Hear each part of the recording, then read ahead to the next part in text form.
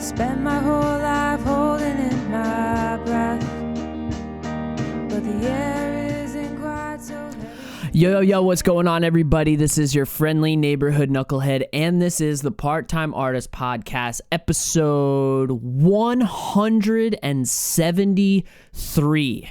Whew! We're back, and we've made it to 2024. I'm stoked for this year, more than I've ever been. I just think I have a good feeling about this year, and I think we should all have a good feeling about this year. I think we should bring the good feelings into this year. I'm hoping that my spirit here is having an impact on everybody, and it's creating the environment that I want to live in, and that is one of positivity and just good things. So that's what I'm hoping for this year. That's what I'm gonna bring into this year. So before we jump into the show, I want to remind you guys I have a couple affiliate links in the description. One is for MailChimp, one is for DistroKid. I use both of those services. I use DistroKid to put all of my tunes on streaming services, but I know we gotta do something to get our music heard. And MailChimp is something I use for my blog subscription, for my email lists. It's just a good reliable service to keep track of email lists, and even when you get into building landing pages and having opt-ins and some free gifts that you want to hand out and email to people, MailChimp is a great way to do that. That's what I do. There's a couple ways to donate also in the prescription in the description if you feel the means to do so. That's totally cool. Greatly appreciated. But also, if you just want to help out without really doing a whole hell of a lot, I really invite you to check out my YouTube. My YouTube is that's my community right now. That's what I'm building. Instagram is great. I love Instagram, but there's just so much happening on Instagram, and everything is happening also very, very quickly.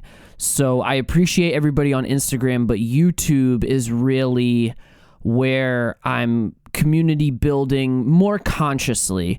Instagram, I'm kind of putting fun stuff up there, but YouTube is really my place of empowerment, and I share empowerment on Instagram too, but obviously YouTube is where I want the home for everything to be, and that's why maybe you're watching this podcast on YouTube, in which case, awesome. Glad to have you here.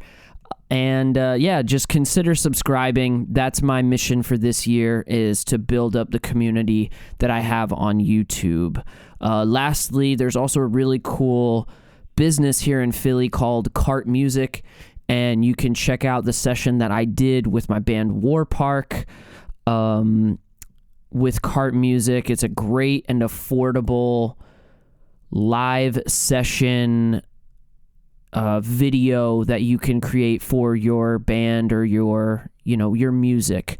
It's a great thing to have when you're booking shows and booking tours, and just to have an online presence that you can create content out of. Live performances are awesome. So definitely check out Cart Music. I really love them.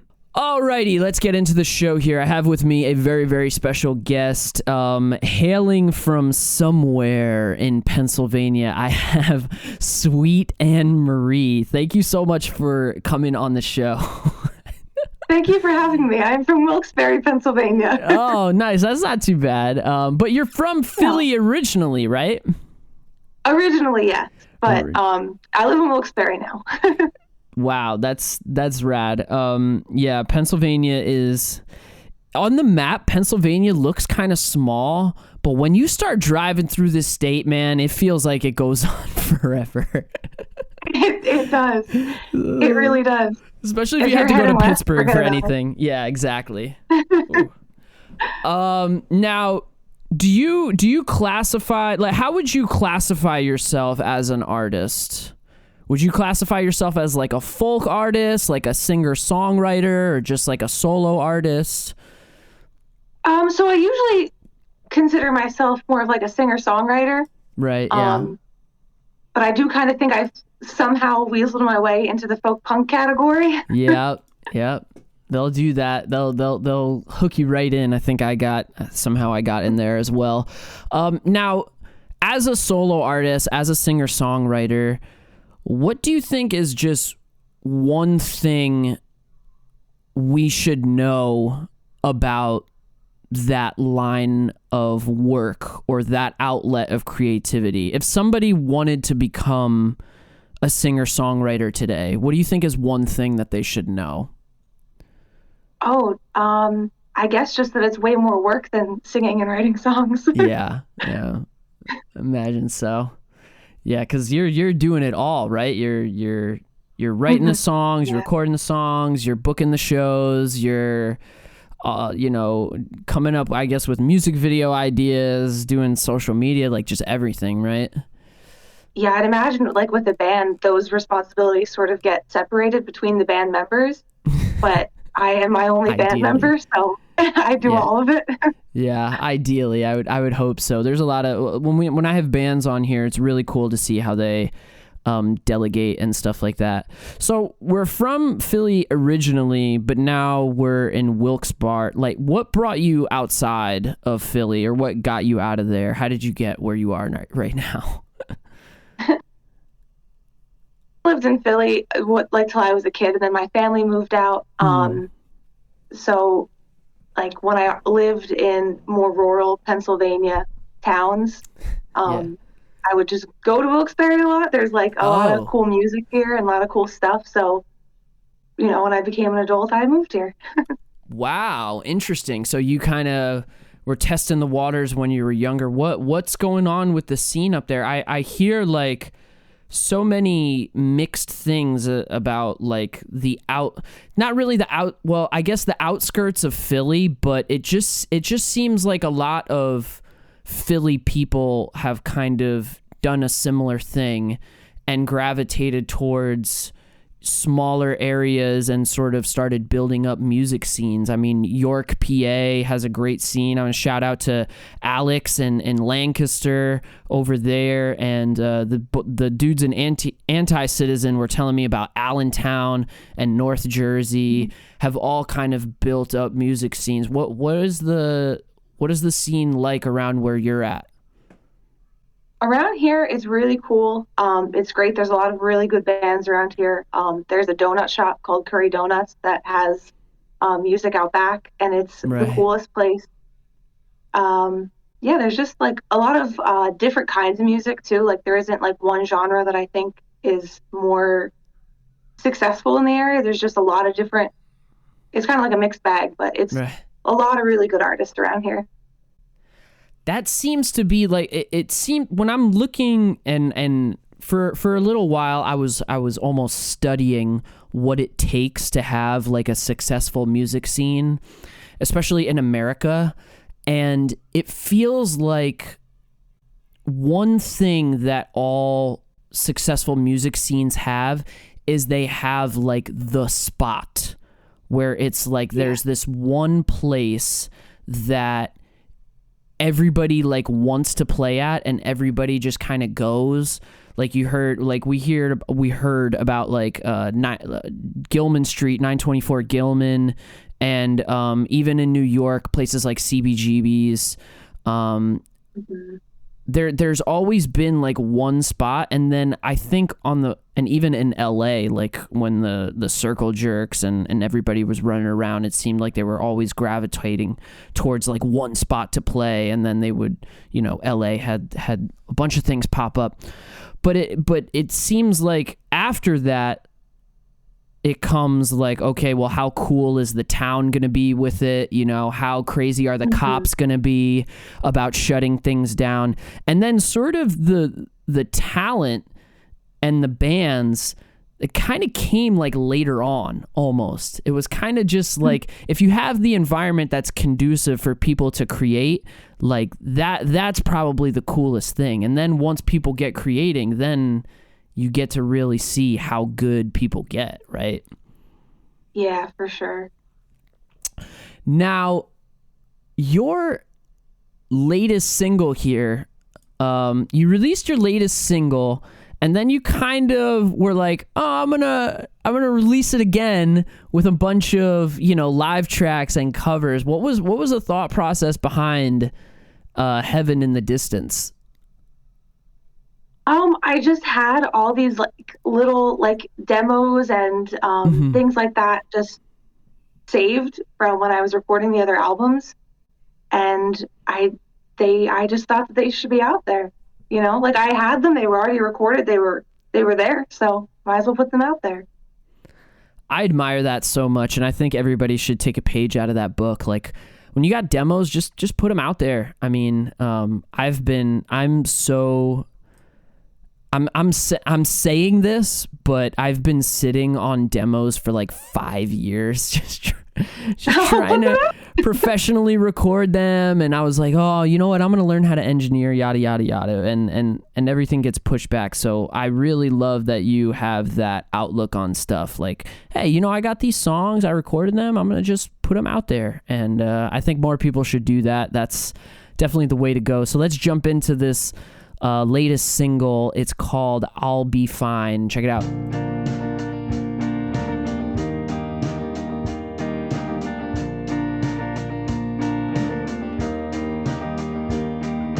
Took a while for me to learn.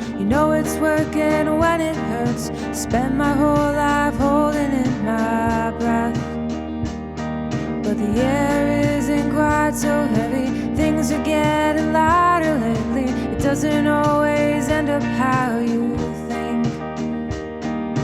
I'll be fine.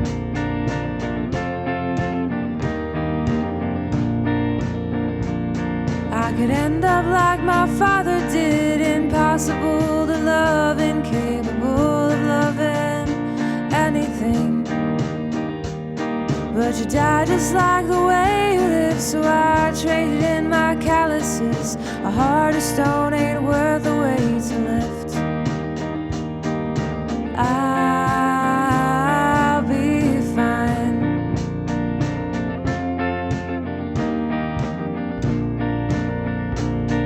There's something said for moving on, but I miss the friends I haven't called. The hardest part is mourning all alone. And I miss the nights on Locust Lake. We made big plans to stay the same, but growing older made us too afraid.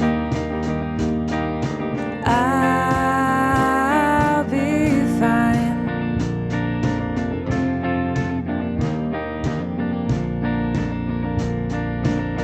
One day the bluebird in my heart, in spite of all the things I did, we'll find a way to sing again. And I'll be fine. And I'll get that house up on Riverside Drive, and I will grow my garden big and wide. I'll be fine. I'll be fine. I'll be fine.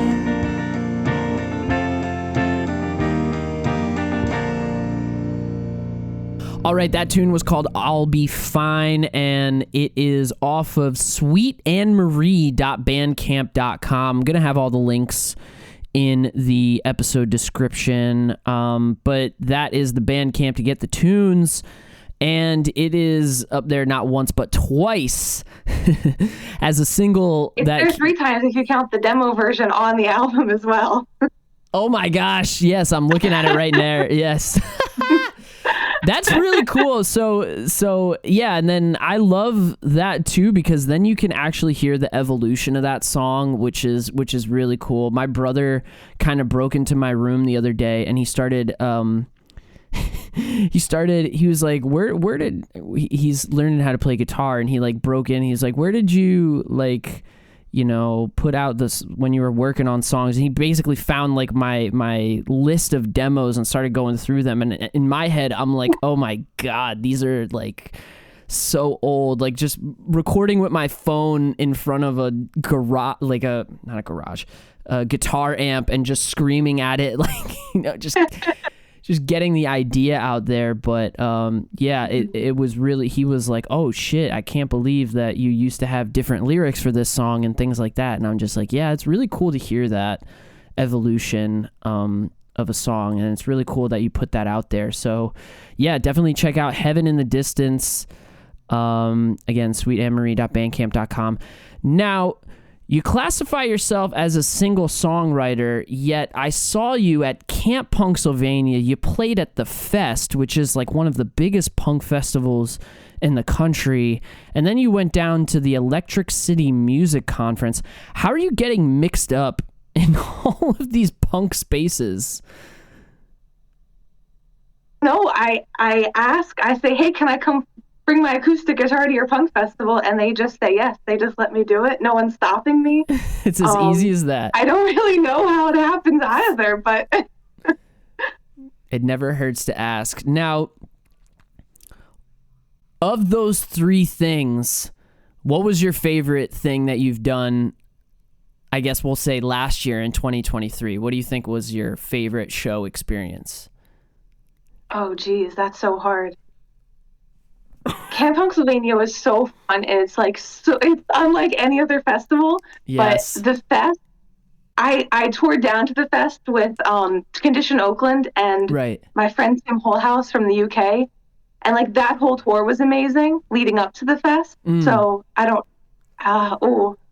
know, it's so hard to pick. It was all last year was just so amazing. I played so many cool things last year. That's so rad. Yeah, But that's a hard, though you're really comparing apples to oranges when you're talking about, like, you know, a 3-day festival versus like a full tour. Like, I get it. But yeah.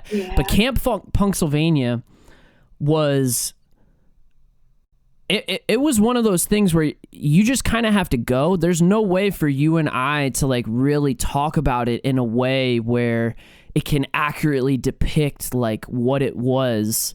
You know, there's just something about going to a show that's more than one day and like seeing the same people 3 days in a row. That is just such a wild thing. Mm-hmm. And when they say that it's a cult, they aren't kidding. Yes, exactly. And I was just, when I was there, you know, usually I make the pilgrimage to Chicago for Riot Fest. That's kind of my thing in September, but as soon as I, you know, got to Camp Punksylvania, I was like, I'm never missing this. This is the coolest thing. Yeah. This is the coolest thing ever. Now, let's talk about your history a little bit. Your band, at least according to your Bandcamp, a lot of your stuff was coming out kind of on the tail end of COVID, like 2021 and onward. What was going on with you before then? So I would kind of go to open mics. I'd kind of play in like coffee shops here and there, but I didn't really play like a gig until 2019. So before then, I was kind of just like, you know, I would jam with friends. I would, you know, go to open mics, things like that. But I wasn't really like, I guess, creating a product. Mm-hmm. I was just kind of hanging out with it, you know? Getting a feel for it. So what kind of got you into this creative headspace where you were going to start writing music? Was there a specific person or a specific like moment, event that you just made a decision, you know what, I'm gonna start writing tunes? So I had been writing music with friends and things like that. Wow. But when I first started playing like and releasing like my own music, I just at some point didn't have anyone to make music with anymore. Like the people had like moved, or you know, like things change. So that I was just like, well, there's no one to sing my songs, so I guess I got to do it. Wow. Yeah. That's a very real experience. I mean, even from wherever you are, like that's a very, very real experience. It's very hard to, especially now, like post-COVID, it's very, very hard to keep people, to keep the correspondence, to keep people passionate about making music. I don't know. You're either with it or you're not, almost. So it's tough to also suss those people out. So talk to me about the next tune we're going to hear is called Retrograde, and I think this is the first song I heard you play, at least at Camp Punksylvania. It was one of those songs where when you said that, when you were performing it, the name of this, like the word retrograde, for some reason is just something that is memorable, like it sticks in someone's head. Where were you at when you were writing this song? So that's a song that kind of got rewritten so many different times. Oh, wow. Nice. And like the only part that kind of like the only part that really stayed the same through all the rewrites was like, it's not my fault, it's retrograde. We're in retrograde, it's not my fault kind of thing. So that's kind of the only part that stuck with it. So that's why I called it that. Oh, the irony. Let's let's get into this tune then. This tune is called Retrograde. Check it out.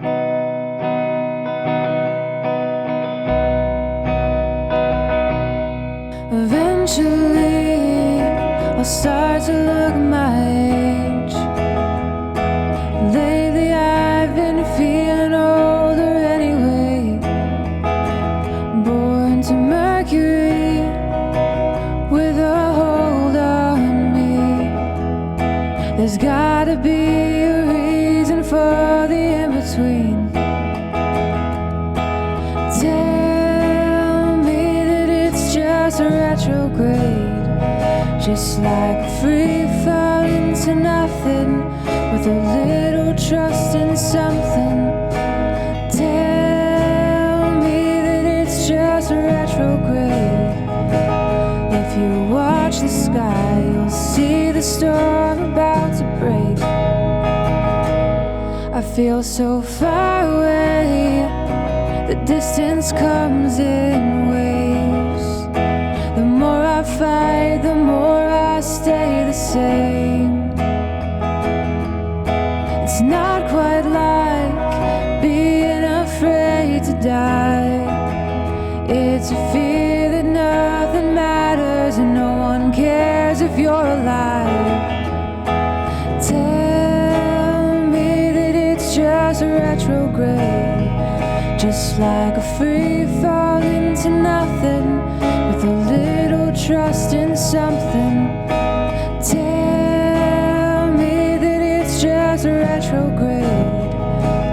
If you watch the sky, you'll see the storm about to break. A Cape May queen carries amethyst strings. In her car she parks across the street to wait for me. Salt and jade, pick a star and say everything you can before you lose your faith. Tell me that it's just a retrograde, just like a free fall into nothing with a little trust in something. Tell me that it's just a retrograde. If you watch the sky, you'll see the storm about to break. For what it's worth, I don't know which part's worse. What I'm holding on to or giving up. I feel the spin, at least it's something. If I say that I'm okay, then I am. Tell me that it's just a retrograde, just a free fall into nothing with a little something. Tell me that it's just a retrograde. If you watch the sky, you'll see the storm about to break. All right, that tune was called Retrograde, and it is the first tune on the record Parking Lots, Bars, and Falling Stars that came out in 2022, the day before my birthday during Leo season. Yeah, I was like, oh wow, July 30th, nice. What was I doing? Talk to me about that record that you put out a little bit. What was Parking Lots, Bars, and Falling Stars? How did those tunes come together? So those were songs that I had been working on for a little while. That time in my life was real. Everything was kind of like real up in the air. I had just finished a tour that was like, it was a 2-month-long tour with Condition Oakland. Kind of a lot of things have changed. Like, so those songs are kind of just about like how everything changing. They're really just about like, they're about specific things, but overall they're just about like, you know, how life changes. Ironic that one of the tunes is called Wouldn't Change a Thing, but so that's like kind of when COVID was, I guess, falling out of style, we'll put it, in terms of what was going on here. How did this record compare? Because it was almost like, I don't know, you like putting things out in the summertime, I notice, because the first record was June 2021 and then the second one was July 2022. How does the first one compare to the second one? The first album is like much more mellow. I took a lot longer recording it. Wow. It was like, it was the first kind of recorded music I ever released. So it was like real exciting. And then the second album was a little bit like, there was drums on that one. So it was a little bit more I have music. Yeah. You have the full spectrum. Out of these tunes, what do you think is your favorite song that you've written? Out of all of them? Out of all of them. I really like the song Iowa, and no one else likes it. What? I make sure I put it in every set, and nobody really likes it, but that's the favorite song, my favorite song that I've written. Oh my god! Even though it's not a crowd favorite. Now, where does this song come from, Iowa? Because Iowa, there's only one person that really writes about Iowa, and that's Slipknot. So talk to me about how Iowa became a thing. So this song, not much to do with the state of Iowa, but when I played it for Tyler from Condition Oakland, I was like, oh, I have this song, I don't know what to call it. And he said, well, it sounds like the way we felt when we were driving through Iowa. So it's more about the feeling of driving through Iowa, but it has nothing to do with the actual place of Iowa. What is your feeling? Because I've driven through Iowa once or twice, and I remember one time it was obviously just cornfields and stuff. And I remember one time it was raining so bad, and the rain was hitting the windshield like so intensely that I was like, Jesus Christ, it's almost shaking my car. And then I turned on the wipers, and it was raining so intensely that the wipers were just smearing the water all over the windshield. And I was like, oh my God, I can't see anything. So I pulled over and I got out and I look, and it was bugs. Oh my God. It wasn't rain. It was a cloud of bugs hitting the car. And I look at the windshield and it's just bug guts all over it. That's horrifying. So what is the feeling that you have when you drive through Iowa? Because that's the only thing I can remember. That's Slipknot energy. I have to say, that whole story. I did not encounter any bugs that I remember, not like that. That's terrible. It was That's a plague. awful. Yeah, I was like, I hope this is a good luck sign, because this is really rad. But talk to me about the title track here, Parking Lots, Bars, and Falling Stars. Now, first of all, this kind of title, you're driving right into the lane of folk punk, because folks love stuff like that, where you have like a little rhyme scheme and a little you're setting the stage for the tune. Is this just kind of the life of a singer-songwriter? How do you feel about this tune in particular, and why did you choose to name the album after it? I'm sorry. Or did it come the other way around? Did you name the album after the tune, or the tune after the album? I did name the album after the song. The song was kind of like, I felt like the most true to the overarching theme of the album. So it's kind of about, that song's about a lot of things, but like the name of the song comes from, it was me and Condition Oakland on tour in 2021. It was 2 months. It was the last night before our last show, before we drove home, and we slept in a parking lot, as you do when you're on tour. And I just like cried so hard. I couldn't, because I was so sad the tour was ending. Right. I was just like bawling my eyes out. Like I couldn't breathe just because I was so sad that the tour was ending. And then we played in Chattanooga, and there was no one there at the last show.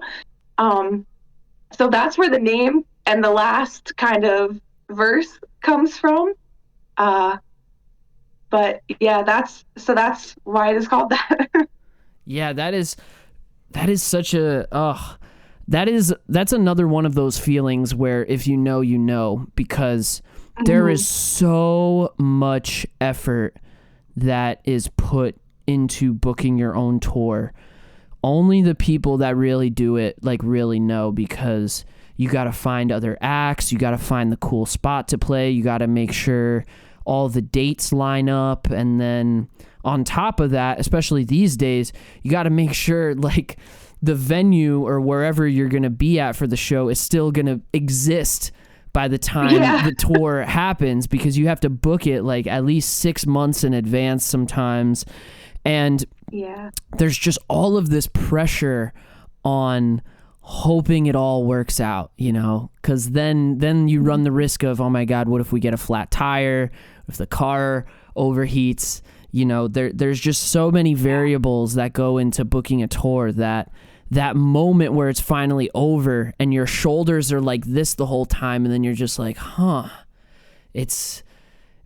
can relax now. It's like you almost feel like you don't want to. Because you've been conditioned to be in this cortisol stress response, and the highs and the lows of touring are so extreme. Wow, I can only imagine. Now, before we get into that tune, what is do you got anybody you want to shout out, or what's going on with the future? Do I expect a new album this summer? Yeah, you should expect a new album this summer. I'm working on it now. Wow. Working on planning a tour, hopefully maybe through the Midwest. Rad. Yeah, so that's what I'm working on. Be careful when you drive through Iowa. That's all I'll say. Make sure you have some bug cleaner, glass cleaner. All right. This last tune is going to be the self-titled tune, and now I feel like I'm gonna throw Iowa in there, because I don't want anybody to be left out. So we're gonna cruise right into Parking Lots, Bars, and Falling Stars, and then after we're gonna hear the final tune off that album, that is Iowa. So stick around for that one. Anne Marie, thank you so much for coming on the show. Thank you for having me. And rip on, everybody.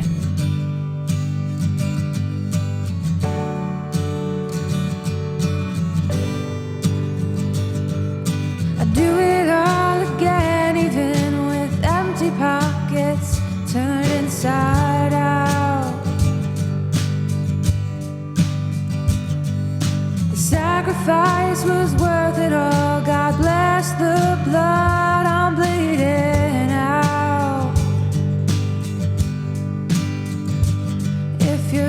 thinking about leaving, have a drink to help you sleep.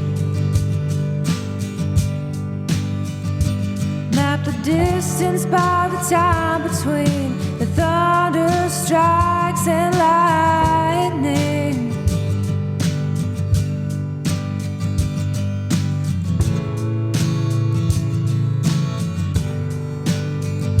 But keep the lights on.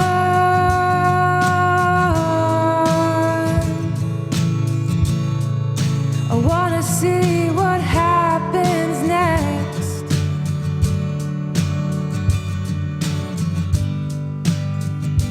I could see a little clearer if it wasn't for the stars in my eyes. I could move a little faster if it wasn't for the cars passing by. Count the losses as a lesson and chalk the rest up to luck. You can gamble with your fortune, but you only got a couple bucks.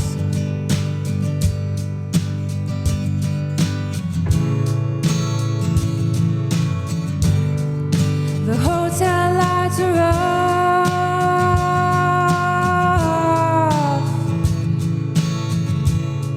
How could anybody sleep through this?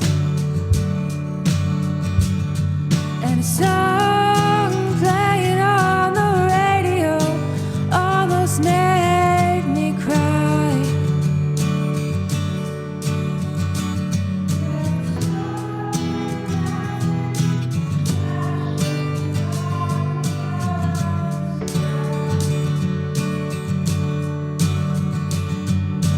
Breaking down in parking lots, standing up in empty bars,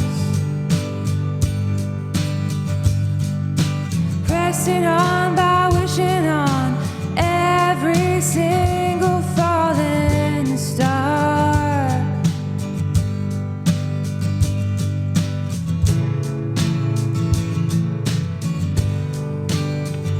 But keep the lights on.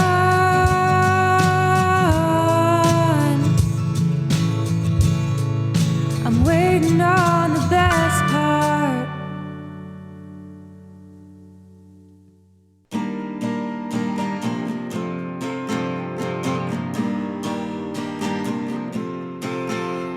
In the middle of the street, in the middle of the night, looking for salvation like a deer looks at headlights.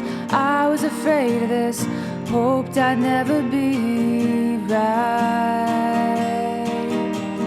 Nowhere left to run, running out of time. It's impossible to see the stars past these city lights, but I've seen rockets bound for outer space, so I'm hitching a ride. It's just me, so I'm leaving. Nobody ever believed it.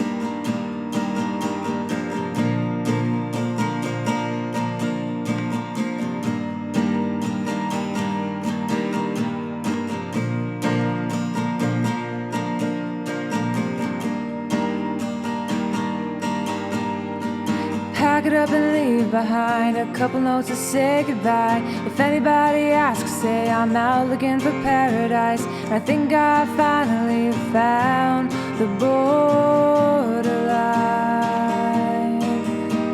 I'm not looking back from here, I've come too far. I've been stuck inside this airstream for way too long. When I break through the background, these chains will be gone. It's just me, so I'm leaving. Nobody